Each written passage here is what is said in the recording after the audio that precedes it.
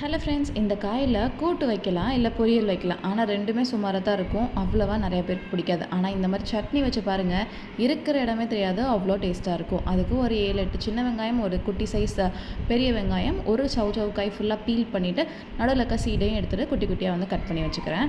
எல்லாத்தையும் நல்லா வாஷ் பண்ணி எடுத்து வச்சுட்டு ஒரு கடாயில் ஒரு 2 டேபிள் ஸ்பூன் எண்ணெய் சேர்த்துட்டு, ஒரு டேபிள் ஸ்பூன் உளுந்தம்பருப்பு, நம்ம கட் பண்ணி வச்சுருக்க சவுக்காய், அது கூடவே வெங்காயத்தையும் சாப் பண்ணி ஆட் பண்ணிக்கலாம். அது கூடவே 7-8 காஞ்ச மிளகா, கொஞ்சமாக உப்பு, ஒரு குட்டி நெல்லிக்காய் சைஸ் புளி அண்ட் ஒரு பெரிய சைஸ் தக்காளியும் எடுத்து கட் பண்ணி ஆட் பண்ணிட்டு லிட் வச்சு கவர் பண்ணிவிட்டு அது நல்லா வந்து குக் ஆகட்டும். காய் வந்து சாஃப்டாக குக் ஆனதுக்கப்புறமா இந்த மாதிரி கட் பண்ணி பாருங்கள். நல்லா சாஃப்டாக கட் ஆயிடுச்சு அப்படின்னா குக் ஆயிடுச்சுன்னு அர்த்தம். அதுக்குள்ளவே வந்து கொஞ்சமாக கருவேப்பிலை சேர்த்துட்டு ஸ்டவ் ஆஃப் பண்ணிட்டு ஒரு மிக்சர் ஜாரில் சேர்த்துட்டு நல்லா ஃபைனாக அரைச்சிக்கலாம். அண்ட் இது வந்து தாளிப்பு கூட கொடுத்துக்கலாம், இல்லைன்னா சும்மா லைட்டாக நல்லெண்ணெய் மட்டும் மேலே ஊற்றிட்டு சுட சுட கிறிஸ்பியான ஒரு தோசை சுட்டு அது கூட வச்சு சாப்பிட்டு பாருங்கள். வேறு லெவல் டேஸ்ட்டில் இருக்கும்.